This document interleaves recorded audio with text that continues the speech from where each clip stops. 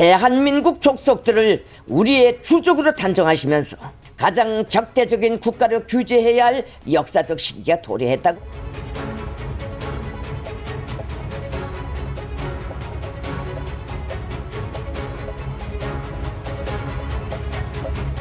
서해상에서 지난 3일 동안 연속으로 포병 사격을 실시했습니다. 이에 따라서 적대행위 중지구역은 더 이상 존재하지 않습니다.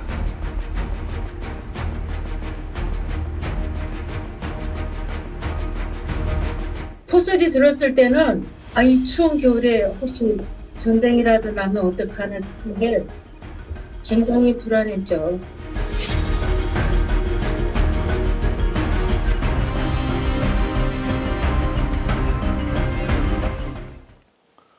네, 주말 사이에 북한이 사흘 연속 총 350발 이상의 포사격 도발에 나섰고 우리 군도 9.19 군사합의에 따른 지상과 해상의 적대 행위 중지 구역은 북한의 위반 행위로 더는 존재하지 않는다는 입장을 밝혔습니다. 이렇게 해서 군사합의는 사실상 사라지게 됐습니다. 이런 가운데 북한의 김정은은 남한을 주적으로 지칭하면서 전쟁을 피할 생각이 없다고 말했는데요. 북한의 의도를 분석하고 향후 남북관계 전망해 보겠습니다. 통일연구원의 선임연구위원인 조한범 박사 나와 있습니다. 어서 오십시오. 안녕하세요. 예. 김정은이 지난 연말에 노동당 전원회의에서 남북을 적대적인 교전국으로 규정한 데 이어서 어제 이 대한민국은 자신들의 주적이다. 또 전쟁을 피할 생각이 없다. 이렇게 말했거든요. 두 번의 발언 사이에는 북한의 NLL 포격이 있었고요. 사흘간 340발 넘게 쏘았습니다. 자, 이 상황을 좀 정리를 해보면 좋을 것 같은데 사흘 연속 포격 도발에 갑자기 북한이 그동안 도발한 거는 한두 번 아니지 않습니까? 근데 갑자기 뭐 전쟁이란 단어를 쓰고 또 뭐 주적이라는 단어 쓰면서 김정은이 전쟁을 피할 생각이 없다고 했어요. 누가 먼저 김정은에게 전쟁을 하자 이렇게 한 것도 아닌데 마치 뭐에 쫓기는 것처럼 이렇게 나오는 이유가 도대체 뭔지 좀 궁금하거든요. 김정은 정권의 그랜드 디자인이 변하고 있다 이렇게 볼 수 있어요. 그 북한은 정권이 세 개죠. 김일성 정권, 김정일 정권, 김정은 정권. 자, 김일성, 김정일 때는 핵무기가 없었습니다. 그 불행하게도 김정은 정권은 사실상 핵을 가진 거고요. 김정은이 원했던 건 김정일 시기로 돌아가는 겁니다. 왜냐하면 김일성 시기는 6.25 한국전쟁이 있었고 4.13 교전국 관계였죠. 휴전이었고. 근데 김정일 체제 시기는 남북관계 시대입니다. 그러니까 2000년 남북 정상회담을 시발점으로 한 10여 년간 남북관계 일상화 시대, 금강산관광, 개성공단 이때 북한 경제가 가장 좋았어요. 아사자도 없었고. 그러니까 김정일 위원장은 핵무기를 개발한 다음에 김정일 시기로 돌아가고 싶었어요. 핵을 가진 상태에서 실리를 추구하는 거죠. 그런데 하노이 미북 정상회담이 실패로 끝나고 윤석열 정부가 들어서면서 본인들이 생각하는 자신들이 갑이 되는 일방적으로 유리한 관계가 불가능하다는 판단을 내린 거고 그러니까 다시 김일성 시기로 돌아간 겁니다. 근데 핵을 가진 상태에서 김일성 시기로 돌아가서 이제 교전국, 전쟁 중인 상태로 돌아가겠다고 선언을 한 게 이제 이번에 의도고 그러니까 그렇기 때문에 군사적 긴장이 고조가 될 수밖에 없는 거죠. 이건 뭐 단순히 남한의 정권이 바뀌어서라기보다는 이미 그 문재인 정부 때부터 굉장히 좀 험한 말을 하면서 지금 남북관계 분위기가 좀 바뀌지 않았습니까? 이게 이제 미국 같은 경우에 이제 오바마 행정부까지는 뭐 전략적인 인내라고 해서 북핵을 관리하는 그런 기조였지만 그 이후에 이제 미국이 기조를 바꾸고 북핵에 대한 몇 년이 흐르지 않았습니까? 그 상황과 좀 관련이 있는 흐름입니까? 그렇죠. 큰 그림은 이제 핵을 개발한 그러니까 2017년 말까지는 김정은 체제는 그 어떤 남북관계 또 미북관계도 응하지 않습니다. 심지어 중국도 가지 않습니다. 핵을 개발하는 데 올인을 하죠. 그리고 핵을 레버리지로 이제 남북 미북 관계에서 실리를 추구하겠다라고 했는데 이게 이제 2019년 2월 하노이 미북 정상회담 결렬로 이게 삐끗한 거죠. 그러면서 2019년에 연말까지 시한 정하고 그 이후로 정면 돌파전 2021년 1월 달 8차 당대회에서 이제 노선을 바꿉니다. 그러니까 핵무기 개발 다시 여기 올인, 국방력 강화, 경제적으로는 자력갱생, 그 다음에 외교적으로는 신냉전 외교. 그때 이미 그림이 그려진 거고요. 윤석열 정부를 기다렸는데 원하는 그림이 안 나왔거든요. 그러니까 지난해 8월 김여정이 이미 얘기했어요. 뭐라고? 제발 서로 의식하지 말고 살자는 게 간절한 소원이다. 그때부터 얘기를 한 거예요. 근데 상황이 더 본인들에게 유리한 상황이 만들어지지 않으니까 이제 완전히 남북 관계 단절을 선언하는 겁니다. 그러니까 그 어떤 대화도 안 할 거예요. 대화 여지도 없습니다. 이제는 이제 적대적인 관계로 돌아가겠다라는 선언인 거죠. 그 전쟁을 피하지 않겠다 이렇게 북한이 나오니까 통일부는 한미 확장 억제 증강 등 억제력 강화에 대한 두려움 때문이다 이렇게 발표를 했는데 진짜 김정은이 두려워하고 있는 겁니까 뭔가를? 가능성이 있습니다. 그건 왜 그러냐면 우리가 북핵 때문에 어떤 피의식이 있어서 그렇지 대략 북한은 핵탄두가 한 40여 개 정도 있는 걸로 보이고요.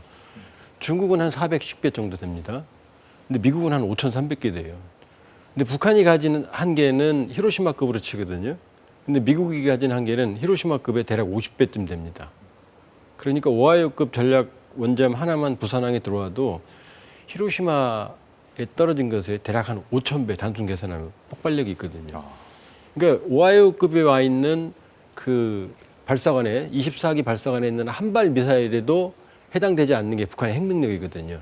우리가 없으니까 컴플렉스 그렇지. 그러니까 압도적인 핵전력으로 만일에 경쟁을 한다고 그러면은 북한은 경쟁이 되질 않아요. 그러니까 본인들이 사실은 원인을 제공하고 있지만 한미의 확장 억제가 커지면 커질수록 본인들의 압박도 더 커지는 거죠. 그렇군요. 이렇게 군사적인 위협을 고조시키는 것도 물론이고 지금 뭐 북한이 적대적인 교전국이라든가 뭐 주적 이런 표현을 쓰면서 지금 대남 정책의 틀도 좀 바꾸고 있는 것 같습니다. 근본적으로 바뀌었어요. 예. 이번 상황에 지난해 연말 전원회의 최근에 북한의 언수를 보면 주적이 미국에서 한국, 대한민국으로 바뀐 거예요. 예. 왜냐하면 과거엔 이렇게 생각했거든요. 북한의 통일 방안은 고려연방제 통일 방안입니다. 우리 민족공동 통일 방안은 똑같은 거죠. 그 다음에 전략은 통일전선 전술이에요. 그러니까 북한이 주도하는 통일, 북한식 평화 통일이죠. 그러니까 북한식 적화 통일이고 남한의 대한민국 안에서 친북 좌익 세력들이 북한에 동조해서 자기들이 원하는 통일을 하겠다. 이걸 막는 게 누구냐? 미국이다. 그러니까 외세배격 주한미국 철수를 주장을 했는데 이제 거꾸로 된 거죠. 체제경 형성 북한은 실패했고 우리가 가장 무서운 적이 되어버린 거죠. 그러니까 반동서상문화배격법, 군중신고법, 청년교양보장법, 평양문화보호법 한류만 봐도 처형을 하는 상황이 온 거거든요. 예. 그러니까 이제 본인들이 생각하기에 남한 대한민국은 넘을 수 없는 벽이 돼버린 거죠. 그러니까 이번 선언의 가장 큰 게 주적이 미국에서 한국으로 바뀐 거예요. 미국은 협상을 한번 해봤거든요. 잘하면 될 것 같거든요. 트럼프처럼. 그러니까 가장 큰 그림은 주적이 미국의 한국으로 바뀌었다는 거고 그러니까 이제 넘을 수 없는 벽과는 이제는 완벽한 차단, 단절, 그다음에 이 적대적인 대립관계 이게 본인들에게 유리하다고 판단한 거죠. 그러니까 대남 정책이 완전히 근본이 바뀐 거예요. 이런 상황이 지금 한미의 중요 선거가 올해 있지 않습니까? 한국은 총선, 미국은 11월에 이제 대선이 있는데 그 이 선거 일정과도 좀 관계가 있습니까? 선거는 사이드 이펙트예요. 그러니까 큰 체제 경쟁 실패 이후에 북한의 대전략이 김정은 시기에는 그러니까 김정일 시기에는 핵을 개발하는 단계에서 협상을 했다면 김정은은 선 핵 개발 후 협상, 선 국방 후 경제였거든요. 예. 근데 이 그랜드 디자인이 완전히 실패했거든요. 그러니까 김정은 체제가 완전히 노선을 바꾼 거예요. 그러니까 자력갱생, 국방력 강화, 그다음에 신냉전. 이 얘기는 뭐냐? 예. 남북 북미 관계의 미래를 크게 두지 않겠다는 거죠. 그러나 그렇다고 해서 북한의 미래가 남북 북미 관계 없이 잘 가냐? 그건 아니거든요. 그렇죠. 마음속에 속내는 있어요. 예. 그러니까 대한민국 총선이 자기들에게 유리하게 미국 대선이 자기 유리하게 전환되는 게 좋은데 이게 또 차이가 있어요. 미국은 보수 여론을 결집시켜야만 본인들이 유리한 트럼프 대통령 당선이 유리하거든요. 예. 그러니까 미국에 대해서는 보수 여론 결집을 노리는 도발을 할 거고 근데 대한민국의 경우에는 만일에 고강도의 도발을 해버리면 보수 여론이 결집하거든요. 이건 원하지 않거든요. 그러니까 지금 도발하는 양상을 보면 예. 명시적인 도발은 안 하죠. 그러면 선거 상황과는 좀 상호작용을 그렇죠. 할 수밖에 그러니까 없겠군요. 한국의 보수 여론을 결집시키는 행동은 안 할 거고 분열되는 것. 그러니까 긴장만 계속 올리는 거죠.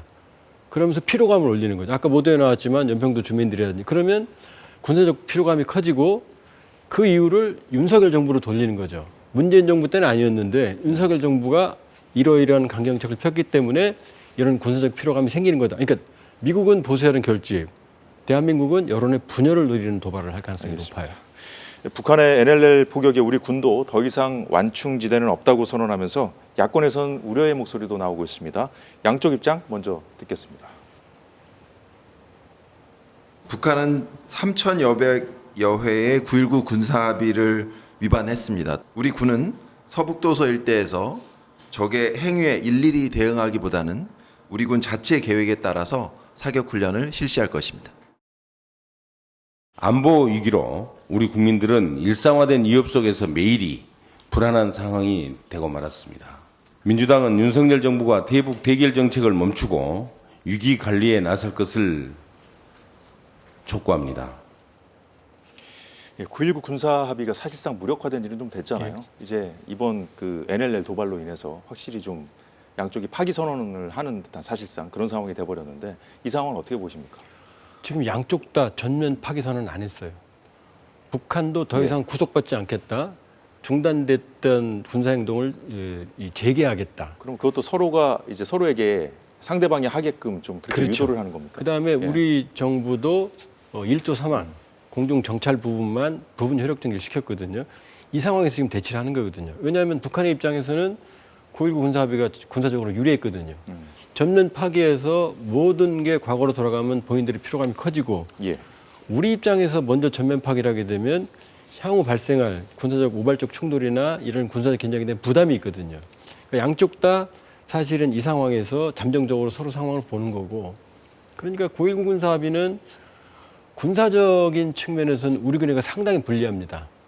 그러나 정치적 목적, 이 남북화의 남북대화, 그다음에 군사적 긴장 완화, 우발적 충돌 방지라고 하는 목적을 위해 사실은 정치적 목적을 위해서 군사적인 부분을 희생한 거거든요. 예. 근데 지금은 이제 정치적 목적의 명분들이 사라져가고 있는 거죠. 그러니까 우리 군의 입장에서는 다시 군사적인 피해를 복구해야 하는 어떤 그런 압박감이 있는 거고 북한으로서는 이걸 전면 파기했을 때는 재래식 전력에서는 본인들이 압도적으로 지금 딸리거든요. 그러니까 도발한 다음에 어떻게 합니까? 우리 남쪽으로 쏜 게 아니다. 선 넘지 않았다.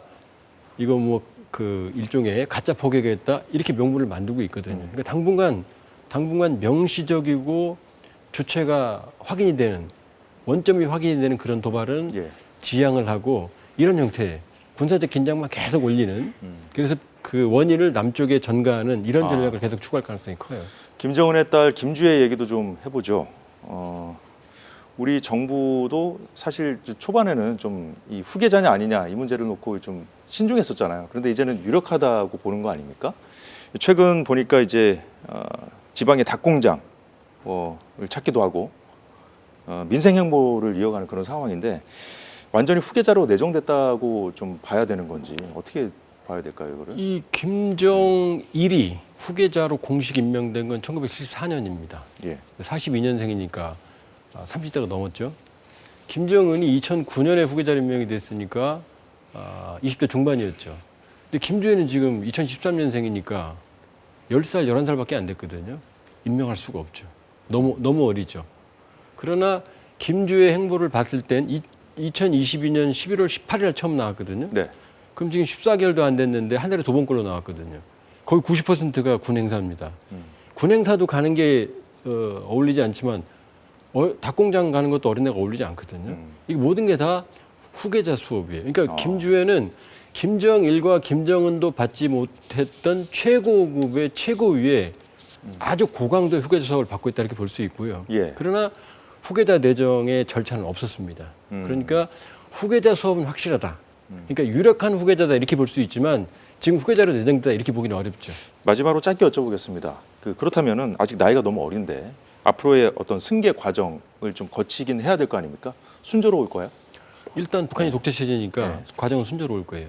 지금 단동에 나와 있는 북한 국민들 얘기를 들어보면 처음에는 후계자 맞냐 처음 그랬더니 말도 안 된다. 지금은 혁명은 대를 이어서 하는 거다. 이렇게 이미 당연시 받아들이거든요. 예. 그러니까 아무리 봉건적 문화라 하더라도 북한 지도부가 맘먹고 장기적인 그러니까 일찍 나온 거죠.